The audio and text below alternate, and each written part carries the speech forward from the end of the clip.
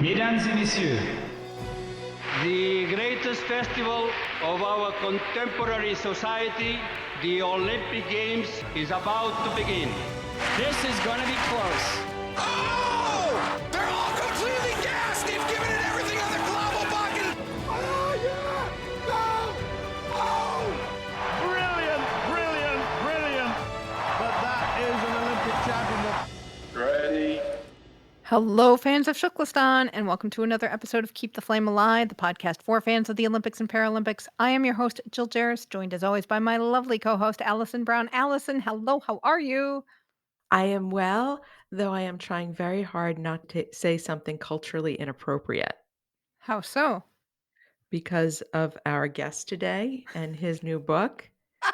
And since we're talking Mexico City, there's just so many ways I could go wrong with this. So I'm just not going to. Okay, well then maybe we just get right to the interview. But first, we would like to give our Patreon shout out for the week, and that goes to Sarah Patton, aka Superfan Sarah. Thank you for being part of the show. Thank you for donating to the show as well. We really appreciate your help. And to find out how you can get your own Patreon, thank you, go to patreon.com/flamealivepod. Our patrons are pretty much the lifeblood of the show, as what they provide helps keep this show afloat. And we really appreciate all they do to support it. So check it out today, patreon.com/flamealivepod. All right, as alluded to, we are coming up on the anniversary of the Mexico City 1968 Olympics, and our TKFLASTANI author, Harry Blutstein, has a new book on the topic. It is called Games of Discontent, Protests, Boycotts, and Politics at the 1968 Mexico Olympics. We talked with him in May about some of the more unusual stories in his book. Take a listen. Harry, welcome back. It's so nice to have you back. It's nice to have another book from you titled Games of Discontent, which is about 1968 and all of the protests and struggles people had around the Mexico City Olympics. Tell us about why the discontent part attracted you to writing this book. Well, dare I say, I'm a child of 1968. And everywhere around the world, there were students' protests. And dare I say, where I live in Melbourne, I was about protesting against Vietnam because Australia was part of that war. And in 68 was my last year of high school, which sort of ages me. But it was an exciting time. There was lots going on. There was that feeling that we wanted to make a better world. And may I say, now that we're in our 60s and 70s, haven't we made a hash of it? But it's neither here nor there. There was great idealism at the time, and there was a real feeling that we could change. In Paris, there was the uprising that almost overthrew de Gaulle. And through America, of course, we had two assassinations, which really brought people, particularly African Americans, into the street after Martin Luther King was killed and then Robert Kennedy. And so you'd understand that sports people are part of that community. And they felt very strongly about the sorts of things that were going on as well. So in a way, the Olympic Games is a single place during 16 days where the whole world is focused on. And so if you wanted to globalize your protest, that was the place to go. And this was the genius of the people who did protest there, to realize they'd have a audience around the world. I think it was very interesting that you started the book talking about the bid process and how there was an attempt, which I had never heard before, to have the 68 Olympics in East and West Berlin. Yes, To, isn't that to amazing? share that, there was always that we want the two Germanys to compete together, but to actually host it was a whole other story. A lot of people forget that certainly at that time there was a lot of the idealism that had actually set up the Olympic movement, which was really built around peace. Sport was a means of getting mutual understanding and making a more peaceful world. And one of the things is, in fact, they called the Olympic movement the Island of the Blessed, that they were going to be special, that athletes showing this great spirit of comradeship, competition, but nevertheless done in a friendly way, was the way to show the world peace. And so one of the German IOC officials, Willy Daub, spoke to Willy Brandt, who was then the mayor of West Berlin. He would later become Chancellor of West Germany, on a policy of reconciliation with the East. And so when he suggested why not put in a bid for both East and West Germany, Willy Brandt said, yeah, this is fantastic. Now, this is just a few years, because the vote was in 1963, the Berlin Wall went up in 1961. This was just 2 years after perhaps one of the darkest periods of the Cold War, where we really thought we'd have a nuclear confrontation. And yet here he was suggesting that East and West Berlin host the Games. Now, interestingly enough, he is not only the mayor of West Berlin, but he's the most likely candidate to run for Chancellor for the left-wing party. And the right-wing party at the time was in power. So the last thing they wanted to do was give him oxygen and a platform. And so the West German government didn't want this to go ahead. And so when it was put to them, they just didn't bother answering. They just hoped it would just go away. East Germany had the same problem. They'd spoken about peace and that, it was only the warmongers across the Berlin Wall that were causing the problem. And so they couldn't knock it back either. And so they were run into a corner. So we've got neither side wanting to do it, neither side being able to pull back from it. Avery Brundage, and this is another aspect of Avery Brundage, and dare I use the word noble and Brundage in the same sentence, which I think I must be the only person to have ever done that. But he really did champion the East and West bid, because he did see the Olympics as an opportunity of bringing countries together and doing things that politicians couldn't. And even though there was absolutely no preparation, there was no Olympic Village, there were only a few stadiums that could have been ready for the Olympic Games, and East Germany had no money, so it couldn't have built anything in East Germany. But despite all of that, Brundage was still there. He was still pushing it behind the scenes. So what happened was that Willy Brandt was getting frustrated at getting no response, so he leaked it to the newspapers. And that brought it on that neither side could then ignore it. And the response of the German people was phenomenal. I have one cartoon of the Berlin Wall, and it has the politicians hiding behind the wall and a pole jumper jumping over the wall, indicating that sport can sort of get over those sorts of political barriers. Anyway, East Germany was in a position of having to respond. Everyone was looking to them. So all they did was set out a number of impossible conditions for the joint bid. It had to be done under the East German flag. It would be opened by the East German Chancellor, because of course it didn't recognise West Germany, and vice versa.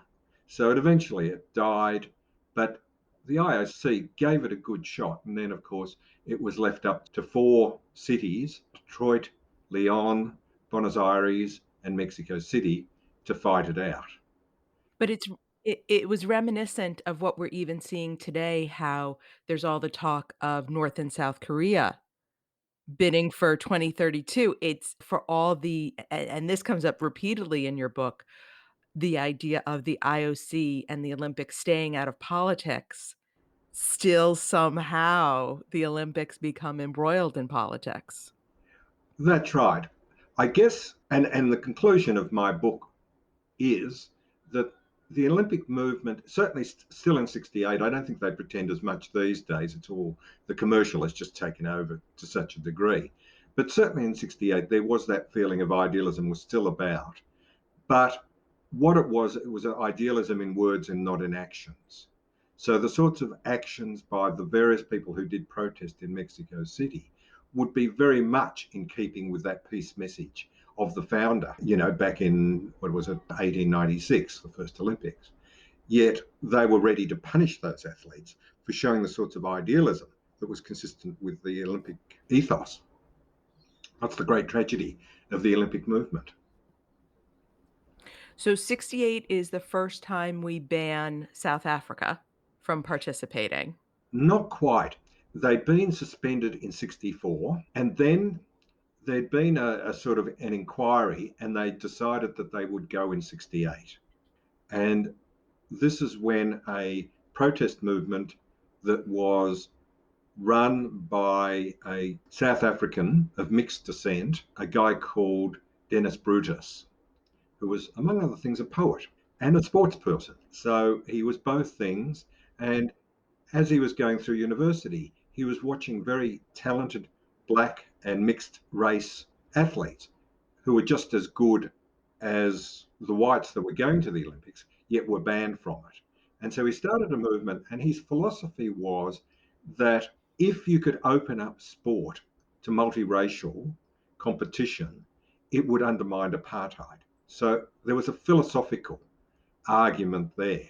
And of course, the South African government, which had apartheid and was as racist as anything, would not allow that. And so they persecuted Brutus. He was in jail. He was actually breaking stones with Nelson Mandela on Robben Island. He was brutalized. His whole back was black and blue from beatings. They used to make him run around circles and beating him as he went. And they'd taunt him, the guards would taunt him, saying, "See, Brutus, we're giving you free exercise so you might make it for the Olympics." You know, this guy was really, really an extraordinarily courageous man in leading this movement.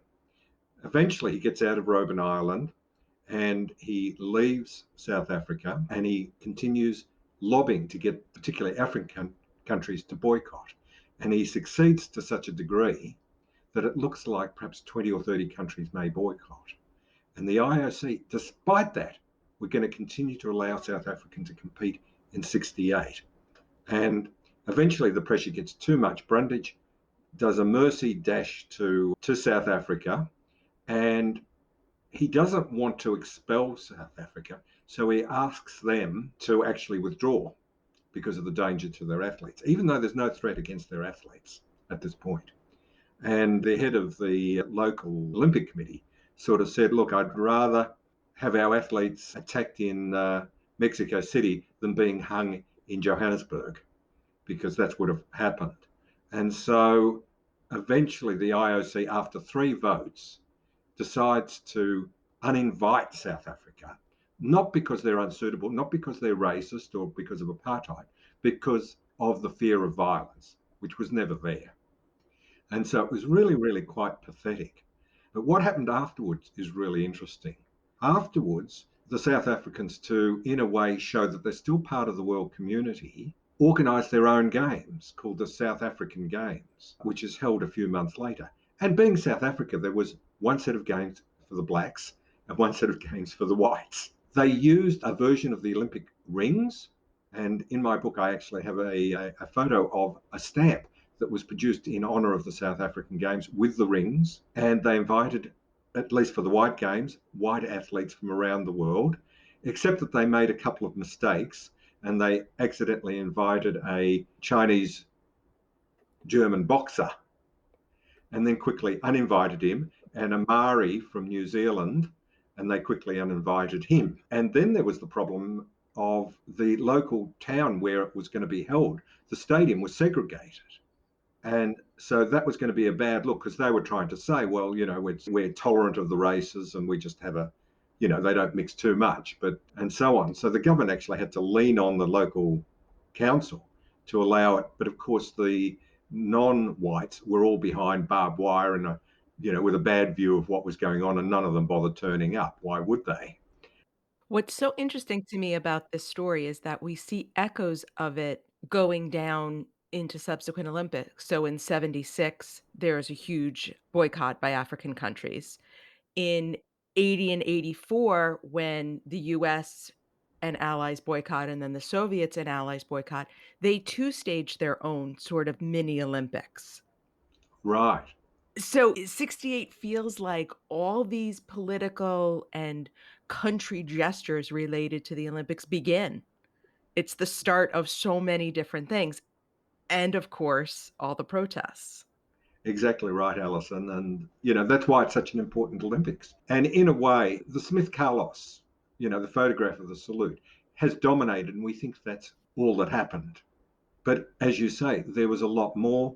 There were protests by athletes, there were boycotts or threatened boycotts that were successful. And you could say that the expulsion of South Africa and its demoralisation, and part of the South African Games was to try and counter that demoralisation, was the end of the regime.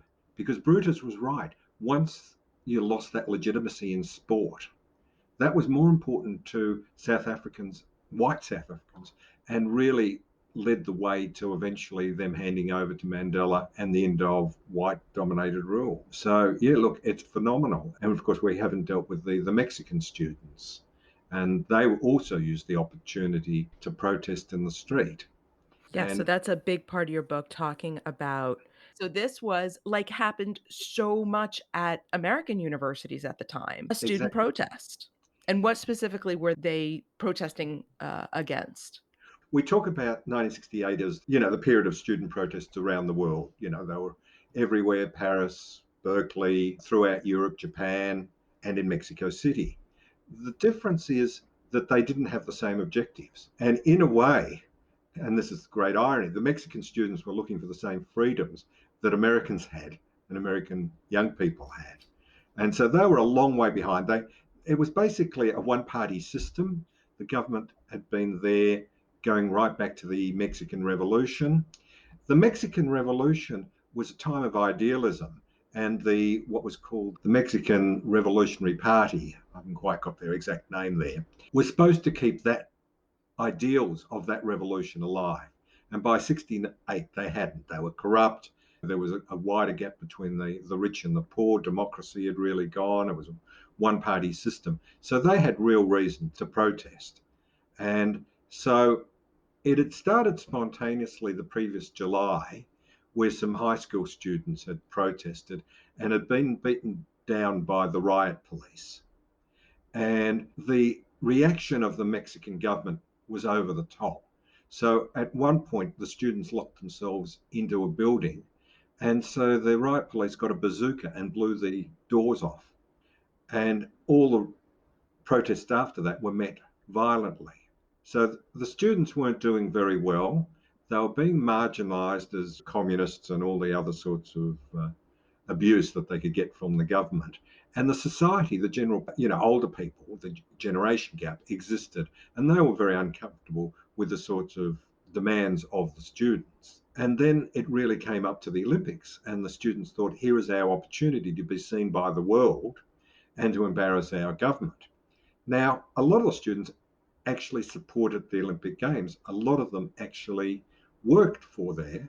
And one of the women who actually gets killed was wearing her Olympic uniform because she was one of the hostesses. But she also supported the student movement. And they met on the 2nd of October, so 10 days before the opening ceremony. And the government was determined that this would be the last protest. Brundage had sent a letter to the president who said, if there's any more protest, we may pull the Olympic Games at the last minute. And so what actually happens following, Brundage should take some responsibility and the IOC should. So the president decides this is going to be the last protest. And so in the plaza, they surround the plaza with troops and riot police. There's also plainclothes people there from, would you believe, called the Olympic Brigade. And because they were in plain clothes, so the troops wouldn't shoot them, they wore white gloves on their left hand. So I call them the Blancos, the whites. And so the idea was that on a signal, a flare over the square, that the Blancos would rush the building where the student leaders were speaking from a balcony, the 3rd floor balcony, arrest them all, and then the troops who'd surrounded the plaza on all sides would come in, would arrest any leaders that were in the plaza itself, but really just take down the names of everyone, which would then act as a way of intimidating them should they subsequently protest. What really happened was a rogue group of Blancos set up in a building around the square and started to shoot indiscriminately to provoke a riot, which they did. And so as a result, the troops who didn't know about the rogue assumed that they were student radicals and started to shoot into the crowd, started to shoot up at what they thought was snipers, and so on. And as a result, an estimated 250 people were killed. A phenomenal amount. The details in that chapter are pretty horrific to read. And what I found so interesting is that then, you have the death of hundreds and injury of many more. And of course, the IOC gets a little nervous. Avery Brundage asked the question, and the Mexican government is, no, it's fine. And it reminded me, which is why I love this book so much, it reminded me of the whole story of Avery Brundage in 1936. How when he asks the German government, are you discriminating against Jews? And he's, no, we're not. It's fine. This willingness of Brundage to just take things and take it at face value to get what he wants from the Olympics. Yeah, and 72, where we've got a massacre on the actual Olympic Village, and he just says the games must go on. And this is again this dissidence between the ideals and the sport. The sport really, at this point, is also becoming more important. And so it would be nice if the Olympic movement had lived up to its idealism, in which case they would have condemned the Mexican government. And as I said, the Mexican government, the actual people who created the massacre, was called the Olympic Brigade. They were there to keep peace in the Olympic movement, which is just terrible to think that all this is in a way, indirectly under the auspices of the Olympic movement. Brundage, the next day when he was asked by the press, just dismissed it, saying, I went to the opera last night and didn't hear anything and everything's fine. May I say, other members of the IOC were ready to close it down, but it was really Brundage that kept it going. Well, it is very classic Avery Brundage, and we'll turn a blind eye to apartheid in South Africa. We'll turn a blind eye to student protests. Oh, your protests are going to make our little show look bad. Let's shut that down. Exactly. Which gets to the main part of the book, which is, of course, the most famous protest probably in Olympic history, but certainly the iconic moment of 1968, which is the Tommie Smith, John Carlos Black Power salute, which was, as you describe in the book, not spontaneous by any stretch of the imagination. No, it all started as a boycott. Tommie Smith had come back from a meet in Japan and was asked whether there was any thought of a boycott. And he said, yes, some of us are thinking about it. And that really got the ball rolling. Now, you've got to remember that Tommie Smith was very much an athlete. These guys are spending their lives to get gold in Mexico City. So it's a fair sacrifice to be saying, all right, we might think about boycotting. Whereas Tommie was fairly political, more so than most African-American athletes.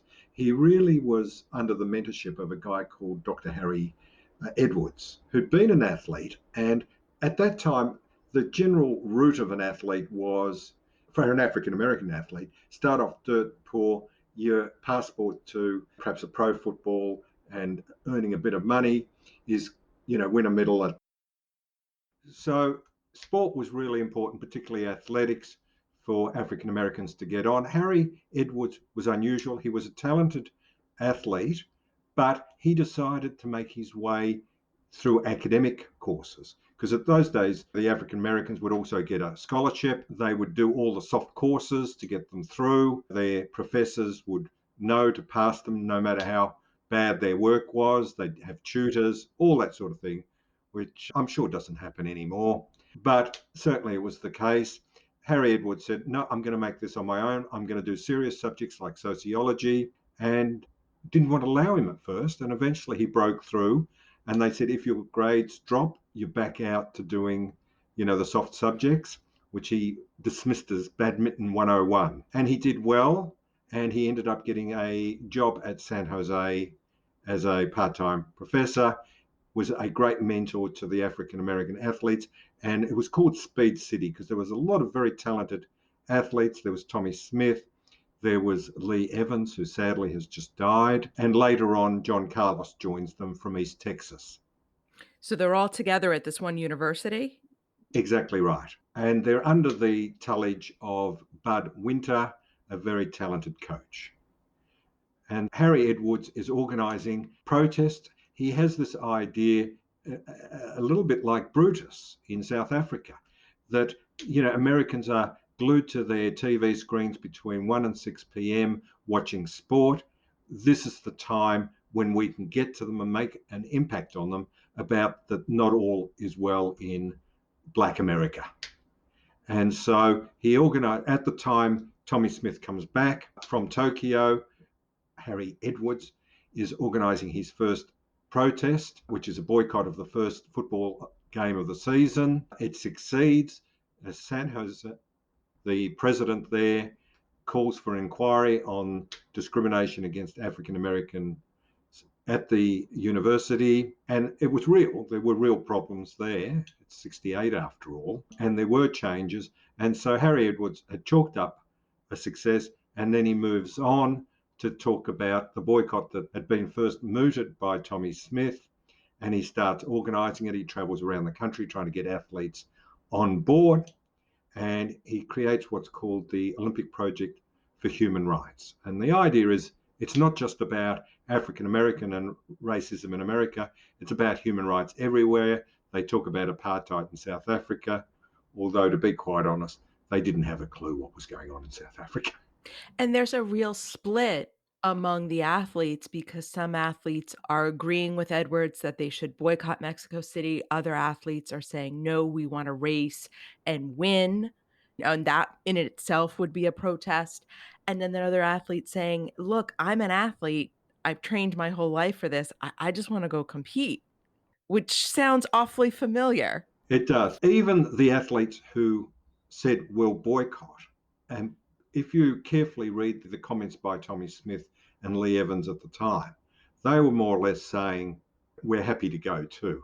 Their lives were built around Mexico City. Even during the protest meetings, Lee Evans, 400 metres, was scribbling on a pad the times he wanted to get in Mexico City, world record times. So they were split within their own minds, even the ones who were for the boycott. It was never going to happen, really. And in a way, thankfully, for their own cause, it didn't happen, because the absence of people in Mexico City would not have been noticed. Or as they marched in, there still would have been some black athletes who would have attended. And so there might have just been a comment, some of talented American athletes are not in the team, and that would have been the end of it. And they would have sacrificed a lot for all of that.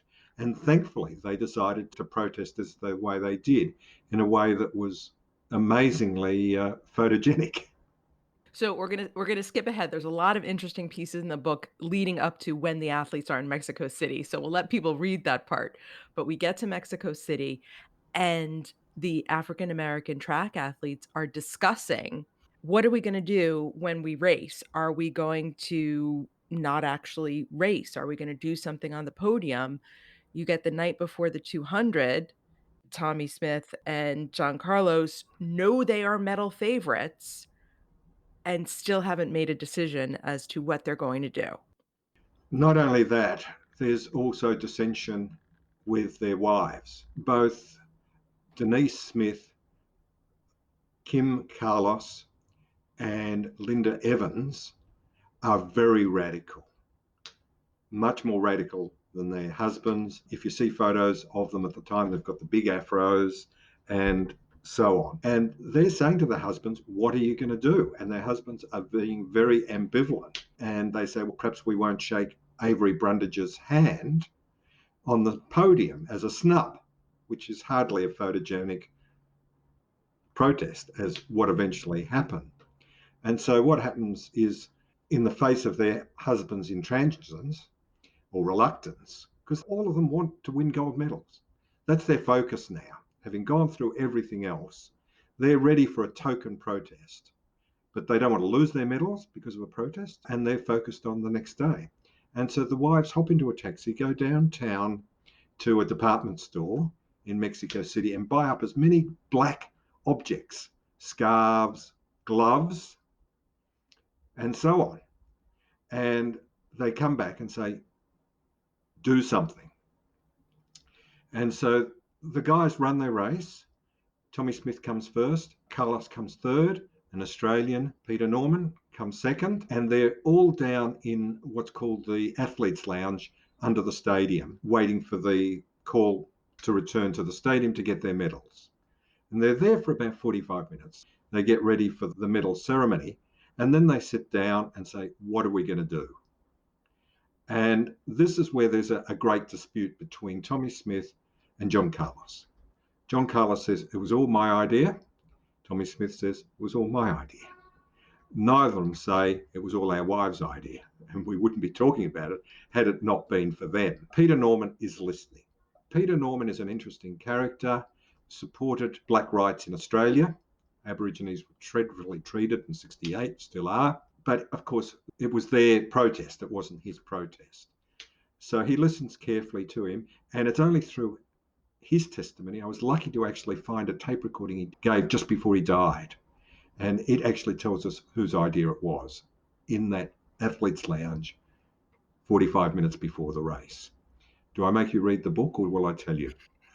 Oh, we should read the book, but I want to say, I think it's interesting. When we hear a lot about Peter Norman, or like the legend that we hear in the United States, is that yes, he's wearing the OPHR badge, but he doesn't know anything else, and it just seems like he's just brought along and then is pretty naive about the whole situation, and then goes back home and is vilified in Australia. Whereas he seems to, through your research, he seems to have been a lot more integral, and there's a lot more 3D-ness to him and fully fleshed out, and especially learning about how he was concerned about the rights of the Aboriginals in Australia too.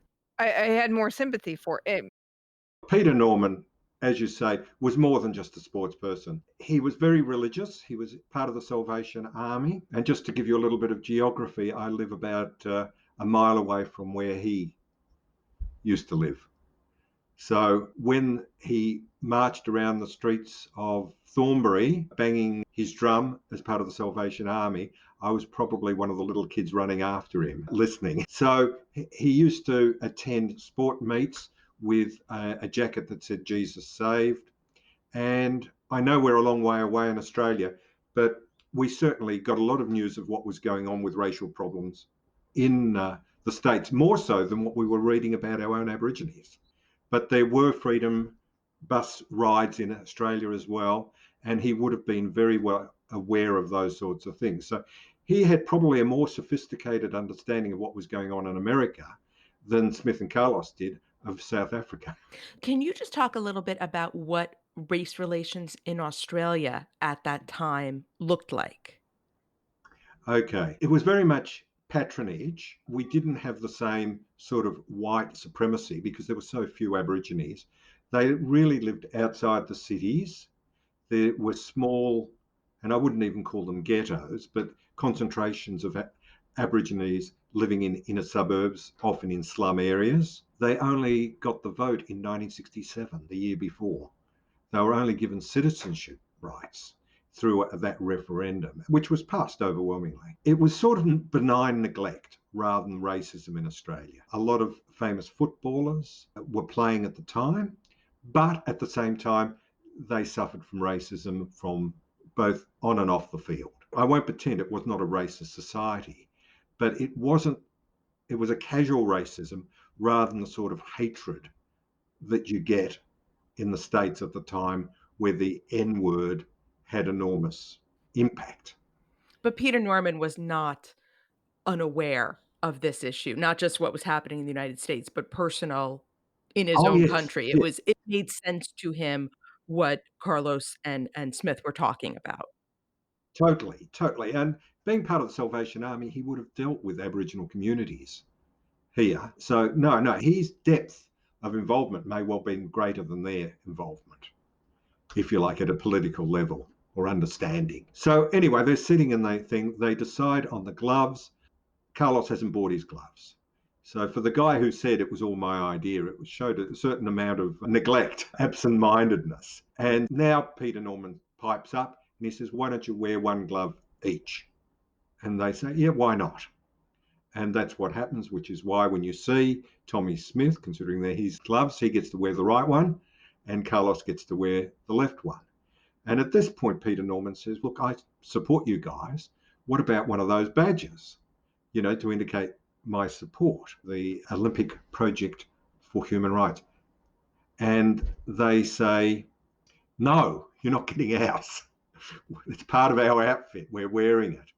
And so as they go onto the field, they bump into a rower, Paul Hoffman, who has supported the boycott movement while he was back in the States. Harvard rower, he's white. Peter Norman says, can I have that badge, when he notices he's wearing it? And Paul says to him, are you going to wear it on the stand? And Peter Norman says, you betcha. And so he gives it to him. And the rest is history. He's part of that protest. And I think Carlos and Smith really respected him because he had no skin in the game of joining their protest, yet he was going to be punished as a result of it. And he, even though he's the best runner, 200 metres, running up to the 1972 Olympics, they don't select him.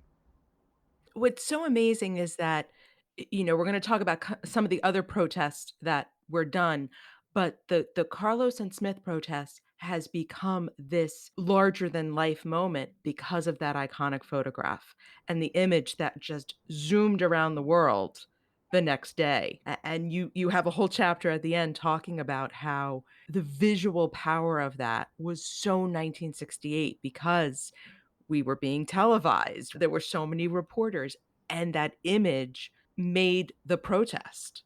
The protest would have been forgotten without that image. That's true. And it was incredibly lucky that the photographers were there, because at this point, no one thought anyone was going to protest, or it would be pathetic. And the ABC that was broadcasting it, the producer there, all of a sudden when they marched onto the ground, saw that they were wearing one black glove.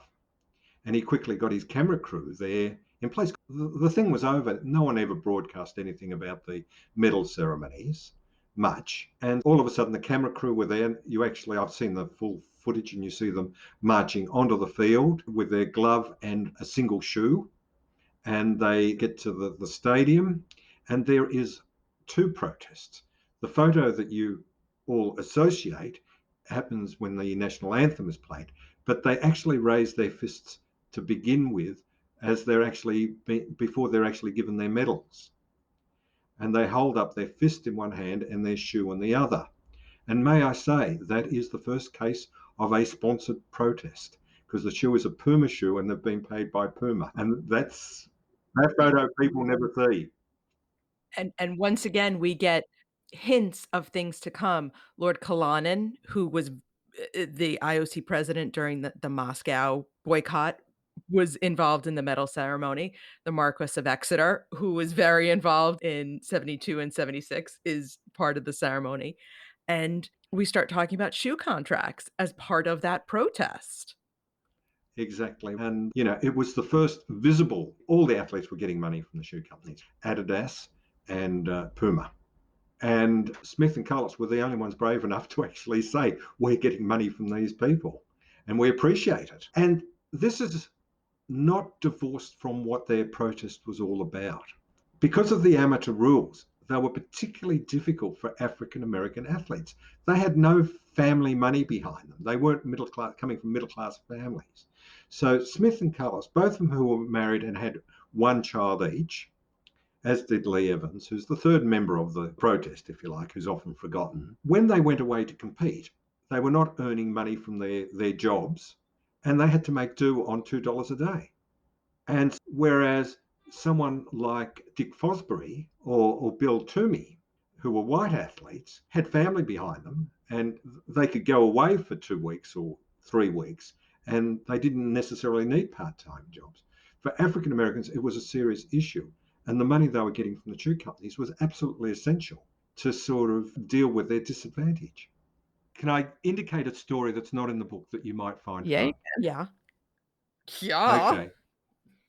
I mentioned that Brundage was not at the ceremony. Oh, I love bad Brundage stories. Because in my notes, Harry, in the notes we have here, you wrote he went to Acapulco to watch a sailing, and I said, oh, is sailing a euphemism for seeing your mistress? That's exactly what it was. And that's the story I'm going to tell you. So it is a wonderful story. We love hearing about how awful Brundage is. There was almost enough to put this in the book. There's a lot left out, and this was one of the stories.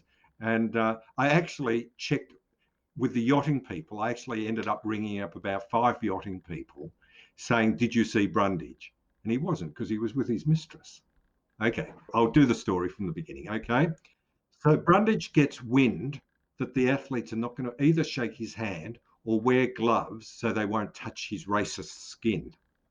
Now, Brundage normally would not back away from a fight, but he decides uncharacteristically to withdraw and go and watch the yachting at Acapulco. Now, I did a bit of research on this and I spoke to yachtsmen who were there at the time. No one saw Brundage. Now, normally the medals are handed out by an IOC official. And I guess if the IOC president is there, you'd think he would take precedence in handing out those medals. Yet I've also checked that, and he didn't hand out any of the medals. So Brundage was not in Mexico City. We know that for a fact. But no one saw him in Acapulco.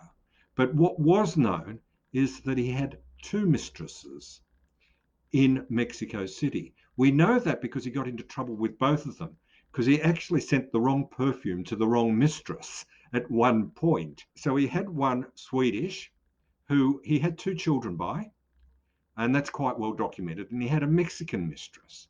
And so obviously he found other sporting activities more interesting than perhaps watching yachtsmen sail around Acapulco. And anyway, he comes back to Mexico City when he watches the Smith Carlos protest on TV on the 16th.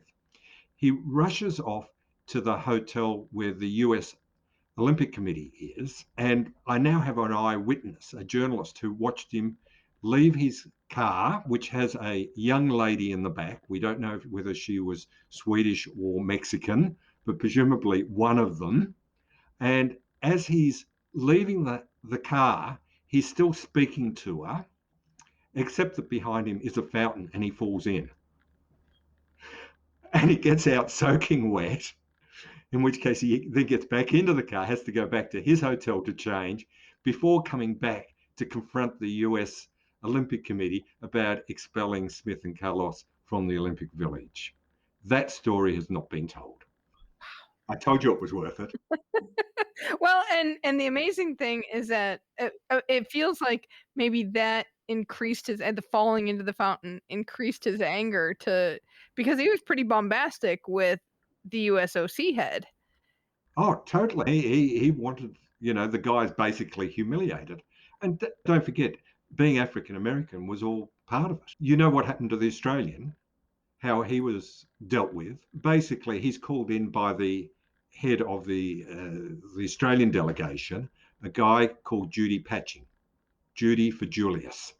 And Judy Patching calls Peter Norman in and he says, "Tell us what all that was about." And he sort of said, "I got up, I got my medal, I left." And he says, no, the badge, the protest. And he says, "The guys are right. There is a problem there. And I was willing to support them by wearing the badge." And Judy Patching says to him, "Well, I've been told to admonish you. Consider yourself admonished. By the way, have you got tickets to the hockey? I've got some spare ones." And that was how he was dealt with. Now, this is the difference between how the white athletes were treated and the African American athletes were treated. Smith and Carlos had no hearing, no chance to defend themselves. They were just ordered out of the Olympic Village. Whereas Peter Norman was called in, he had a chance to defend himself. And of course, his punishment was his admonishment was pretty light, to say the least. Interesting enough, so was Paul Hoffman called in. And he also had an opportunity to defend himself, the white rower who'd given Peter Norman the badge. And he was more or less asked, "Your race is coming up. Will you protest? Give us an undertaking." He said, "I'll give you an undertaking." And he walked out without any punishment. That's Olympic justice for you. And in a way, that is as much a story as the protest. So there were several other less famous protests by African American athletes, Lee Evans, Wyoming Attias, but they were in that same genre of wearing a certain item. But the other big story you focus on is Vera Kaslovska, the Czech gymnast. I definitely want to spend a good amount of time talking about her because her whole story just kind of, I think, encompasses 1968 so well. That's right. So just a little bit of background. In 68, in January, the reformist government of Alexander Dubček comes in, and we have the beginning of what's called the Prague Spring. Talk of democracy, censorship is abolished. People are able to, buskers are playing jazz and pop music on the streets, which wouldn't have happened under the Stalinist government that was before. And there's a great flowering. The cafes come alive with political discussion, and it's fantastic. But all the surrounding Stalinist governments and Brezhnev in the Kremlin are horrified because part of the program is socialism with a human face. They didn't particularly want socialism to have a human face. They wanted to have their own faces on it, which were fairly autocratic. And so by the middle of the year, there are threats of invasion. And so a number of intellectuals get together. They see Dubček starting to waver. And so they produce a manifesto called the 2,000-word manifesto. And they want to build up support for it by getting well-known personalities to sign it. And one of those people is a gymnast called Vera Kaslovska.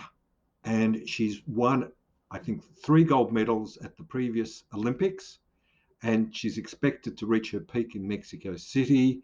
Everyone knows of her. And that signature was very, very important. One of the other signatures on the 2,000-word manifesto is Emil Zatopek, 2 gold medals in Helsinki. And so athletes are very important to provide support for political movements, particularly in Eastern Europe, where there's no other focuses of public figures, if you like, because of the oppressive societies they're in. And so she signs this, she continues to train, and they go off to a training camp in the mountains several hundred miles from Prague. And on the 21st of August, she hears jets overhead and people are running through the streets saying the Russians are coming, literally. She hops onto a bike and cycles into town, and then there is a confrontation between troops and a tank in the middle of the little village near her training camp. And everyone knows Vera Kaslovska. She, just to give you a bit of a feel what she looked like, big blonde bouffant hair, and it was in the days where gymnasts looked like women, not like little girls. Well, she was 26 by the time she competes in Mexico City, and she's absolutely stunning. Exactly right. And she's more or less the last of the women to actually win a gold medal. And so she comes into town, everyone knows who she is, and she's confronting these troops. You know, this is a very brave action. This is the sort of spirit of 68 that's real. And she goes back to the training camp and she's told that because she signed the 2,000-word manifesto, she may be arrested. And so the local Forest Commission official whisks her off to a isolated cabin in the mountains. And she still believes that Dubček, who was the reformer, if he stays in power, she'll still be allowed to go to Mexico City, and she continues her training. Except that she's got no equipment, so a log becomes her balance beam. A mossy field is where she does her floor exercises. She shovels coal to keep her hands calloused, which you need when you're on the bars. And she continues that way. And she listens to the radio, which has now been taken over by the hardliners. Dubček and the other reformers are whisked off to Moscow, are intimidated, and more or less said, as long as you go back on your reform movement, we will let you stay as president, but you have no power. You're basically a puppet. And much to his discredit, he accepts those conditions, comes back. Word gets to Vera. She doesn't know that he's renounced the reform measures, but he welcomes her back, and under his protection, she's allowed to go to Mexico City. Now, at the same time in Mexico City is a Russian gymnast, Natasha. I won't try and pronounce her second name, and please don't ask me to. And already the Mexican crowd have fell in love with her. And again, she had dark hair to Vera's blonde, and she had the figure of a young girl, even though she was, I think, 21. So she foreshadowed the shape of gymnasts to come. And she so charmed the Mexicans that she was called the Bride of Mexico. And the Bride of Mexico goes back to the times of the Aztecs, where they sacrificed the Bride of Mexico for good fortune. And they actually have a ceremony at the Olympic Village to declare Natasha the Bride of Mexico, except that she explains that being a good communist, she has nothing to sacrifice. And so she again charms them. She dates the son of the president of Mexico. And I have another incident where she dates another Mexican student who was going to go to a protest on the 2nd of October, but instead goes out with her. So she literally saves his life. So I will do the pronunciation for you. It's Natalia Kuchinskaya. Thank you very much. So this story culminates in something that was very familiar from your last book, The Blood in the Water polo match, where we have these two gymnasts facing off head to head, fighting for the gold medal. That's right. And there was a degree of personal animosity between them as well, which sort of added spice to the program. And so in the first three, Vera picks up gold medals. And then on the balance beam, she's beaten by Natasha, even though, in fact, the judging gets booed because it's obvious that Vera won. But of course, most of the judges are East European judges. And eventually her score is bumped up, but she still comes second. That means on the victory podium, the Soviet national anthem is going to be played. And so as she's standing on the podium, she's thinking, how will I protest? Because she didn't necessarily foresee this, okay, that the Russian anthem would be played. You know, she expected to win all the gold, in which case that opportunity wouldn't come and the protest wouldn't have come, the opportunity to protest. And she thinks specifically about putting a fist up, because this is a week after Smith and Carlos. She thinks V for victory, and eventually, as the anthem is played, she turns her head away from the flag, the Russian flag, and downwards in mourning. Now, unlike Smith and Carlos, there's no still photographers to take the moment. It's not dramatic, and the ABC, which was broadcasting it at the time, comments on it and just sort of says, I don't know why she's doing this. And she does it a second time when she draws on the floor exercises.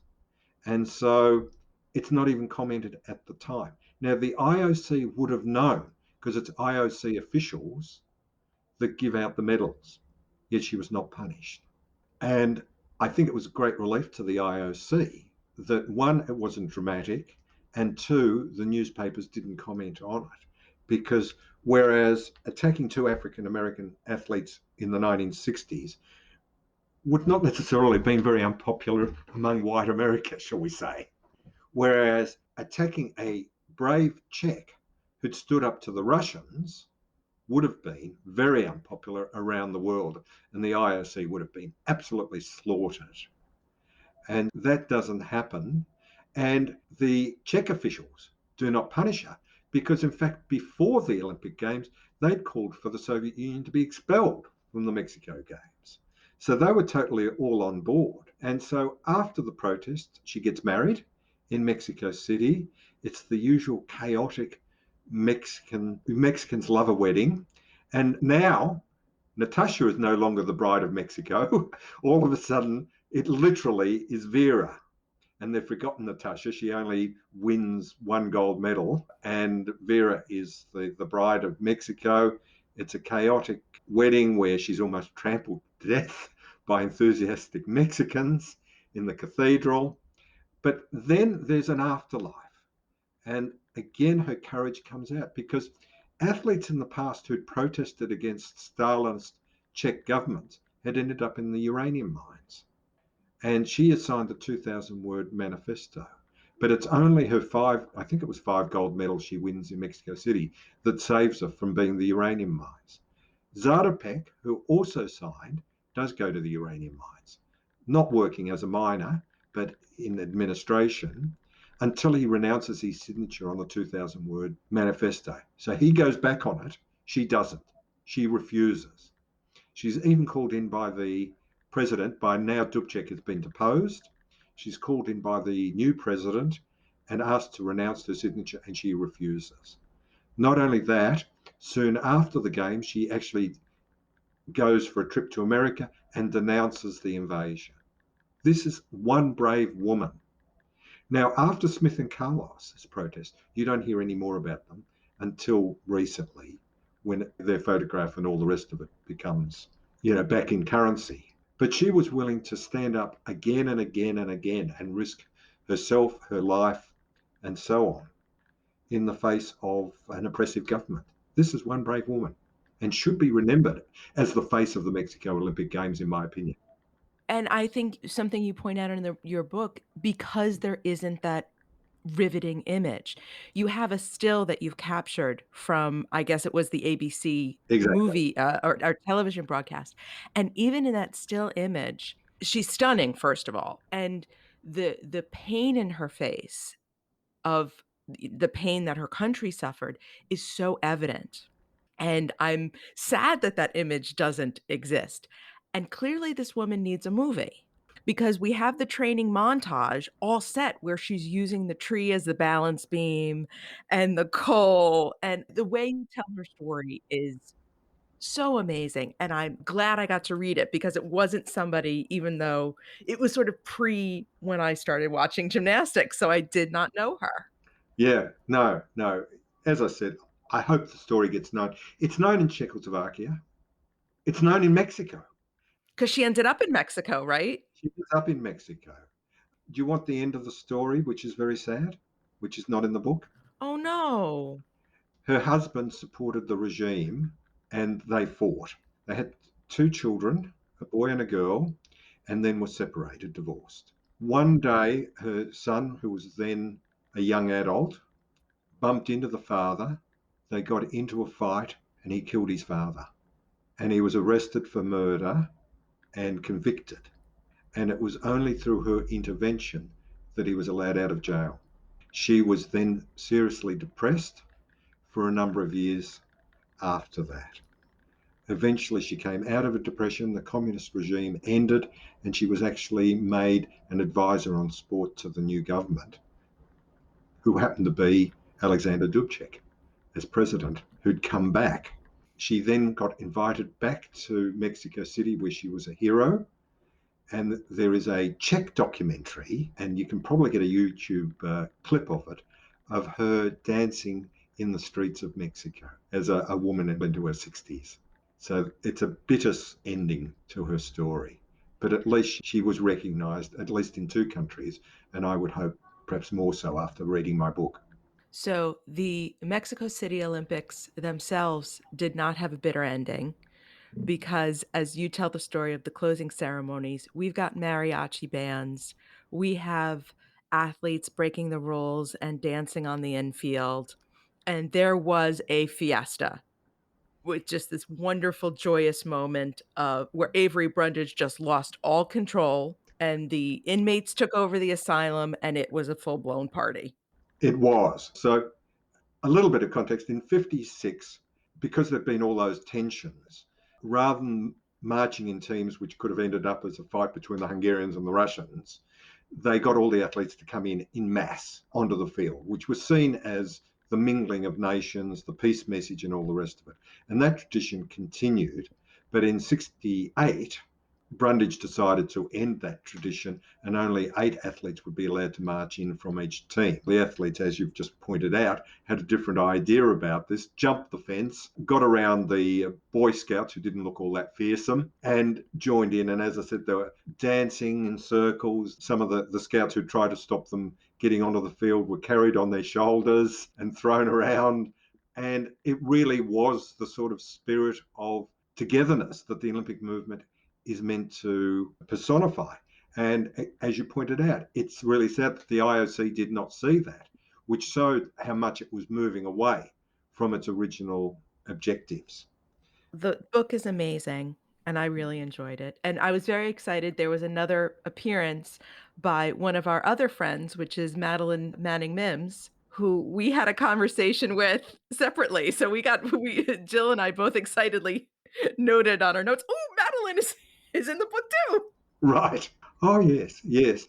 And Olga Fikatova, or Olga Connolly, which was the big love affair in 56, also attended in 68.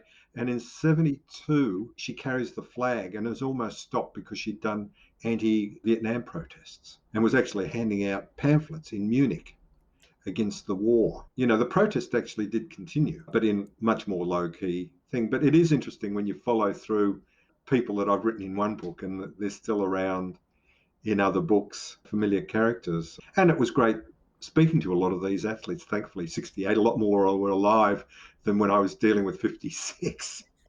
Yeah, look, there's so much material in Olympic history. It tells you what's going on in politics in a way that other histories don't, which is why I found it so much fun to write. And there's all these stories that when you dig deep are there, and a lot of them in the book, a lot of them, as I've already told you, some of the ones that didn't get into the book are just as good, if not better. And, you know, I wish I had the space to have put them all in, but you've got to stop at some point. That's why we have a show that we just keep going. Well, that's right. And it's why I love talking to you on your show. Thank you so much, Harry. You can find Harry at harryblutstein.com, and he is on Twitter and Facebook. We will have links to those in the show notes. You can also get his book through our bookshop.org storefront. We will have a link in the show notes. Purchasing through our link helps us earn money to cover our operating expenses and upcoming coverage in Beijing. And holidays are coming, and we've all learned that you need to shop now. Well, there's this wonderful tradition in Iceland where on Christmas Eve they give each other books Yes. and they spend the evening reading books and eating skyr and coffee, I guess, because that's the thing in Iceland. So I would love that tradition to take hold here. Yes. So you can get the books at bookshop.org Yes. for all your friends and family. Make it Exactly. happen. Exactly. And you can also make gift cards happen. We're turning on that feature as well. So if you want to support an independent bookshop this holiday season, check out our gift card section.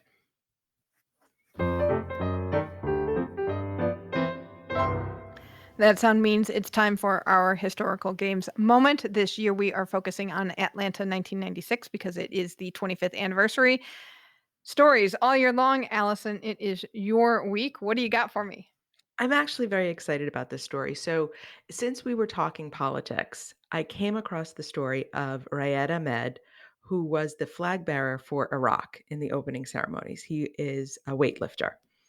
And he was told by the Iraq Olympic Committee, who at the time was led by Saddam Hussein's son Uday, who had a reputation for basically being an absolute psychopath. Wow, I forgot about that. Yes, do not look at President Bill Clinton. Don't meet his eyes, keep your head bowed, because the Americans are trying to destroy our country. They don't deserve any respect. So Ahmed had been at odds, let's just say, with the Iraq Olympic officials for many, many years. And The athletes' lives were threatened and their families were threatened. And then Uday would come through and just like beat people for no reason. So he catches the glimpse. He raises his eyes and looks at Bill Clinton. And that comes back later. We'll come back to this. So now you got to remember, this is only 5 years after the Iraq War, the original Iraq War, right. Okay. where Iraq invaded Kuwait. So he goes and he does his competition. And then with the help of a couple Iraqi American friends, he decides this is the moment he's going to escape and defect to the United States. So he just packs his things. He's got no papers because the Iraqi officials had taken them all. Just walks out of the Olympic Village with his duffel bag, gets into a car, and just leaves. And they get him to New York and he seeks asylum. And of course, the Iraqi officials are telling him, we're going to kill your whole family. We're going to execute your wife, all these things. Thankfully, none of that happened. So he was granted asylum. He did stay in the United States. Eventually, with a whole cloak and dagger story, he got his wife out as well 2 years later. But what he said they interviewed him prior to Tokyo, the BBC did, saying, "What was it about that moment that made you decide this was it?" And he said that when he looked up and he saw President Clinton, Clinton is smiling and waving and just so joyful to be here that Ahmed realized that everything he had been told was a lie. Wow. And that all that the abuse he had experienced was just what it was. It was abuse, and his life was threatened. And he knew that everything they had said about Americans in America was not true. So kind of an amazing, but the nice end of the story is he ended up in Dearborn, Michigan. He's lived there ever since. He's got a car dealership. He's got 5 kids. And the wife that he got out of Iraq at 1998 is here and they've had their life. And he says he watches the opening ceremonies every time, and he remembers that moment. Wow. Wow. That is a story. I wonder what it was like for his wife for those 2 years. How terrifying. Yeah, they had to sneak her with a fake passport into Jordan and then smuggle her. It's that part of the story is a whole other avenue to go down. Wow. Where is the movie on this one? I mean, at least an NBC pre-Olympic political thriller. Come on, this is made for TV. Right? Right?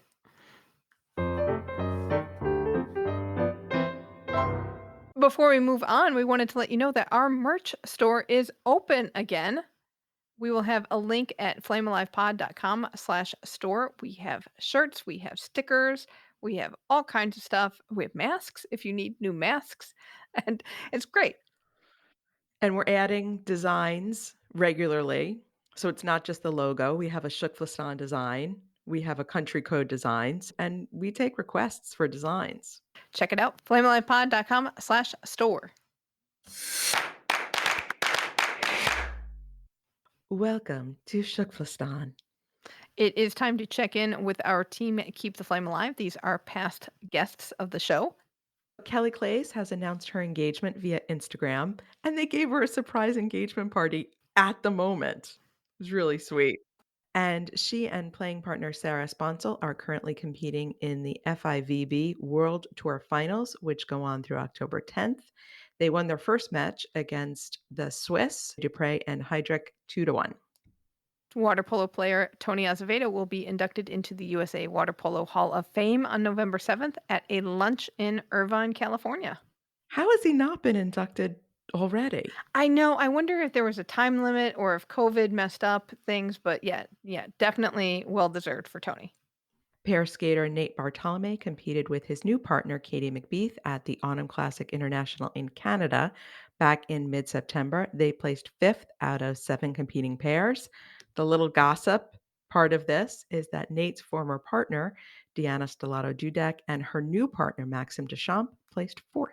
Team Shuster, including our curler John Shuster, was on The Late Late Show with James Corden for a curling showdown. We will have a link to the video in the show notes because it was pretty funny. We did see it. And the dulcet tones of Jason Bryan are announcing at the World Wrestling Championships in Oslo.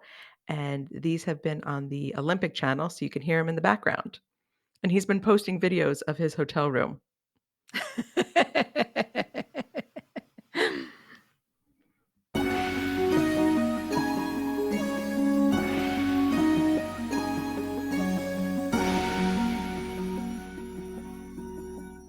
All right, we are starting to get a lot of news from Beijing 2022. Inside the Games has reported that the organizing committee has recognized this controversial Russian-made COVID vaccine as a vaccine that will be allowable for athletes and other participants to have to get into the country. The Beijing Organizing Committee has announced its test event schedule. So all the test events for the sports have been kind of delayed by a whole winter season thanks to COVID. The test events just started and they're taking place through December 31st. So something needs to be tweaked. They do not have much time to get it done. Good luck. Yeah. So they will be having 10 international competition, 3 training weeks, and 2 domestic trials. And this is going to cover all 3 competition zones. The events will be short and long track speed skating, skeleton, luge, figure skating, curling, wheelchair curling, bobsled, ice hockey, freestyle ski cross, snowboard cross, Nordic combined, and biathlon. And then the curling and ice hockey events will be limited just to domestic athletes. So it is a jam-packed schedule. Yeah, I'm surprised about the figure skating because they moved the ISU for continents from China. So I wonder if this is Cup of China. I'm going to look into that. Yeah, because the ISU announced that for continents is now going to be in Estonia. Yeah, I'm wondering what this figure skating event is going to be, and is it just are they going to do the nationals or something there? Mhm. So I will take a look. And then the Beijing Winter Olympic Park has opened. This is a brand new park for Beijing. It is located in the Shijingshan district along the Yongding River, which is in the southwestern part of the city. It includes Olympic themed sculptures and has a 42-kilometer riverside marathon route. So, this is the first enclosed marathon route in Beijing, and they can have races of all lengths on there. So to get this joke, you're going to have to go back to our first Mexico City story that we did, I think, over a year ago now. But I wonder if Raquel Welch will come and dance among the Olympic sculptures. Oh, that would be awesome. Oh, man, and it has been longer than a year since we've had that on. It's been, like, 2 or 3 years. We'll put a little bit of that up so that you know what I'm talking about. Oh, man. Or who is the Raquel Welch of Beijing? Oh, yes. Oh, Just even dance around the sculptures. Oh even my gosh, better. that was just phenomenal. We have a little bit of Paralympics news, and this is exciting. The National Paralympic Committee of Ghana has announced that the country will host the first ever African Paralympic Games in 2023, and it should include participants from 50 African nations. Fantastic. Well, anything that expands the Paralympic movement is a good thing. So I would agree, and it's really exciting that Africa's getting this push for the games. I'm hoping that Tokyo was a big inspiration to see that more events were necessary. So we are looking forward to that. You think they'll have more wheelchair rugby for me to watch? Probably. Who is the Chuck Aoki of Africa? There's only one Chuck Aoki. Come on. Well, that is going to do it for this week. Let us know if you've got thoughts about the Mexico City Games on their anniversary week. Email us at flamealivepod@gmail.com. Call or text us at 208-352-6348. That's 208-FLAME-IT. We're Flame Alive Pod on Twitter and Insta, and keep the Flame Alive podcast group on Facebook. Oh, and don't forget on the Facebook group to vote for our Winter Olympics for next year, our history focus. That's right. You have one more week to vote, so be sure to get on there for that, and we'll announce the winner next week. Thank you so much for listening, and until next time, keep the flame alive.